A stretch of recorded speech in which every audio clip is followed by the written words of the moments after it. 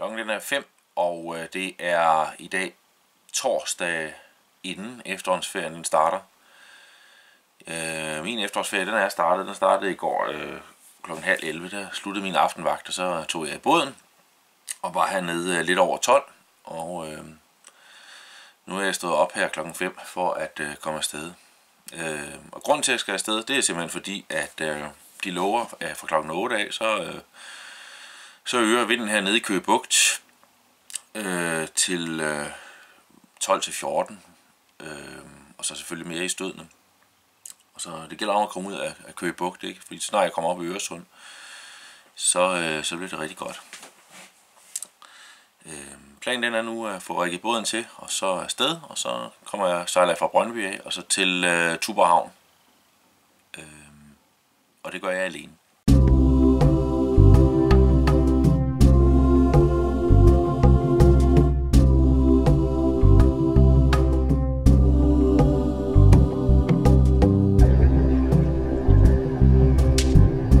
Vi er en familie på 3, der har en båd, som vi elsker at sejle i. Med filosofien om, at de store oplevelser venter lige rundt om hjørnet, sejler vi ud for at møde dem. Det er tid til at tage på tur med Klan.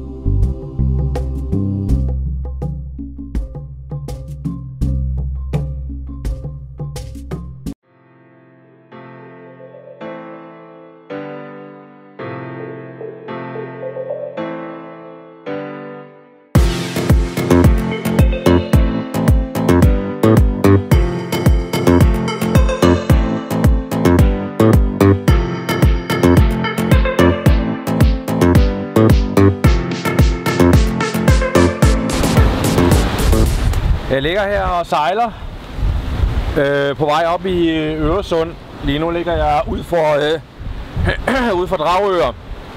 Og jeg sejler afsted klokken 6 i morges. Og nu er klokken 10 minutter i 9. Det har været kryds hele vejen ud igennem Køge Bugt. Men det har ikke været noget problem. Jeg har haft et reb i storen, og i bund og grund har det været en fin morgen. Super lækker salat. Så nu er det egentlig bare at nyde det. At sejle solosejlads er i bund og grund ikke sværere end at sejle normalt. Det er ikke det, der giver problemer. Det er, ind og ud af havn for mig i hvert fald. Altså, båden den sejler stort set sig selv, ikke? Og så skal man trimme sejlene lidt frem og tilbage, ikke? Men det kan jeg klare det hele hernede fra cockpittet af. Så der er ikke nogen forskel på, om jeg sejler alene, eller om jeg har nogen med. Det er kun ude af ind af havn, at det er noget vanskeligere. I forhold til sikkerhed, når jeg sejler alene, jamen ligesom altid, jeg har en svømmevest inde under min jakke, og så har jeg inde under den, så har jeg en livsele, så jeg har mulighed for at koble mig på en livline. Men altså, når jeg sidder her i cockpittet, jamen så bruger jeg ikke den her livline. Altså, der skal virkelig meget til, hvis jeg skal falde ud af herfra, og så tror jeg, så er det simpelthen mit mindste problem, om jeg har en livline på eller ej. Altså den største sikkerhed for mig, når jeg sejler solosejlads, det er, at jeg kan stole på min autopilot. Og derfor har vi altså også brugt en del penge på vores autopilot. Det er alfa og omega af, at jeg kan trykke auto, og så holder den kursen, uanset hvad. Selvfølgelig altså inden for visse grænser, ikke? Men den holder kursen, og så kan jeg lave de ting, som nogle gange skal laves, ikke? Så jeg ikke behøver at være bange for, at den lige pludselig ikke den skærer op eller et eller andet. Altså, det er ret vigtigt for mig. Vi sejler jo i øjeblikket en akten for tværs ude forbi Dragør, hvor der er absurd meget medstrøm. Så jeg tror, vi ligger og sejler 9,5 knop henover, måske 10-11 stykker henover grunden. Og det er fantastisk. Så kommer jeg tidligt hjem. Planen er jo at sejle til Tuborg Havn. Og så lader båden ligge der til i morgen, hvor vi så sejler på efterårsferie. Så er vi sluppet for den kedelige stræk rundt omkring Amager. Og så er det bund og grund bare op igennem Øresund, hvor der er ro på.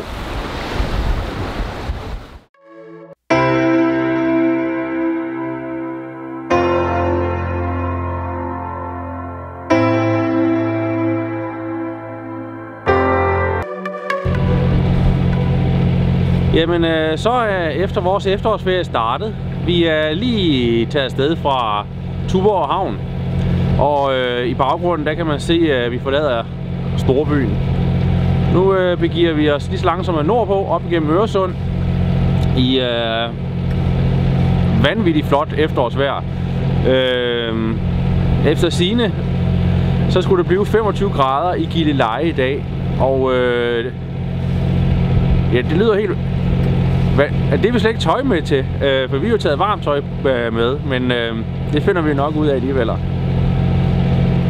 Planen er lige om lidt, der hejser vi Genakkeren, og så har vi medvind og medstrøm hele vejen op gennem Øresund. Så vil den sådan være lidt agten for tværs, når vi runder Helsingør.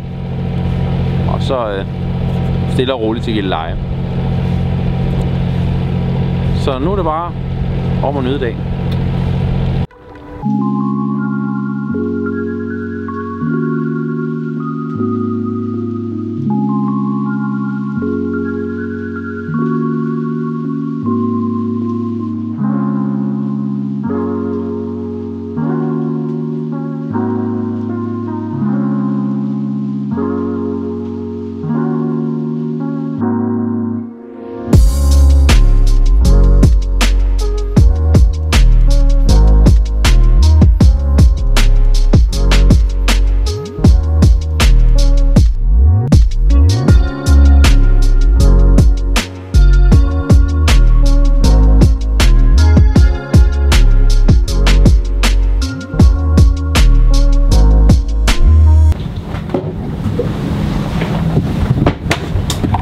Jamen, det er jo fuldstændig stille vejr. Vi ligger og sejler medvind. Og jeg kan godt lide at... Jeg kan godt lide at lave mad, og og så synes jeg, det er hyggeligt at bage.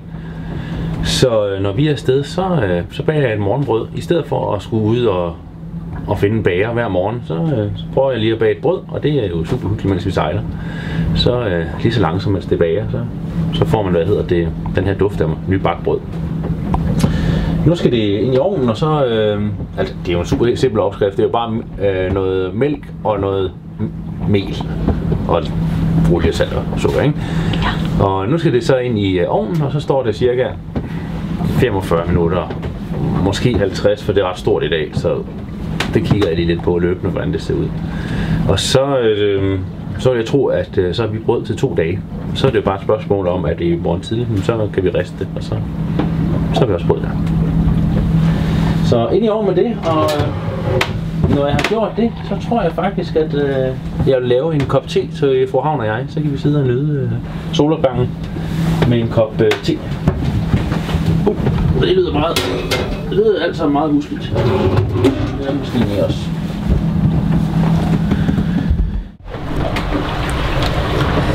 Så er bagermester Andersen færdig med dagens brød, så nu er det min tur til at lave lidt morgenmad til os, imens han har vagten derude.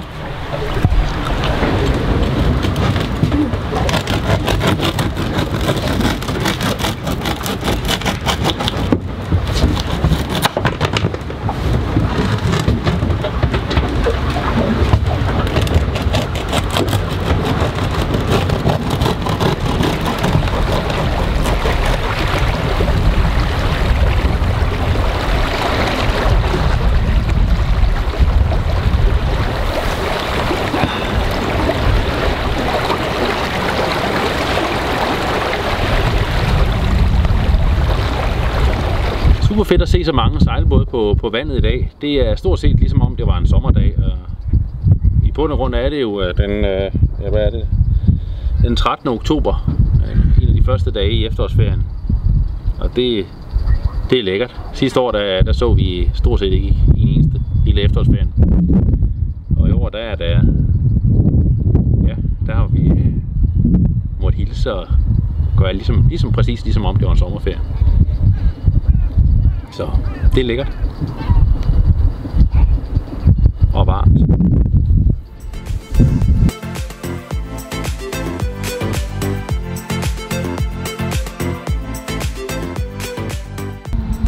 Gilleleje, det er et fiskeleje. Det lever det helt op til. Det er faktisk stadig en by, hvor der er aktiv fiskeri.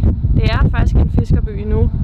Fiskerbyen har faktisk kun ligget her i 550 år, og grunden til det er, at de ofte har sandet til herude, indtil de for nogle 100 års tid siden endelig fik lavet en ordentlig mole ude mod vest. Og ved den vestmole gjorde det så, at de netop ikke fik tilsanding mere. Så derfor er det her en ret ung by i Danmarks øjne og i fiskelejeøjne, men det er en fiskerihavn, og det er det stadigvæk. Men det er også en lystbådhavn, og de har rigtig mange lystbådpladser. Det eneste, man kan sige om det, ligesom vi har sagt i tidligere videoer eller vlogs med Hornbæk Havn, det er netop lige præcis, at Gilleleje blev også ramt af boligild. Det vil sige, at det her det var også en havn, hvor der var en hel masse lystsejlere, ligesom du og jeg, der desværre blev ramt af en ordentlig storm. Så der er rigtig mange ting, der er sket deroppe, og byen har været rigtig aktiv til at selv få vedligeholdt og gjort byen til den er igen, og havnen til den er igen. Så det er rigtig lækkert, så kom endelig herop, og især om sommeren også, der er dejligt heroppe. Der er super smukt her.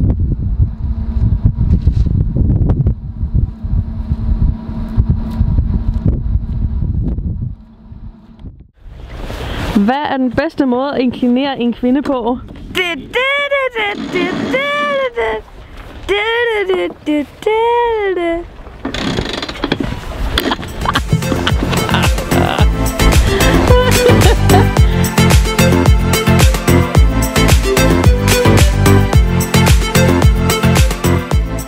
I næste afsnit er på tur med Klan, Rørvig, Kongsør og mange andre gode oplevelser.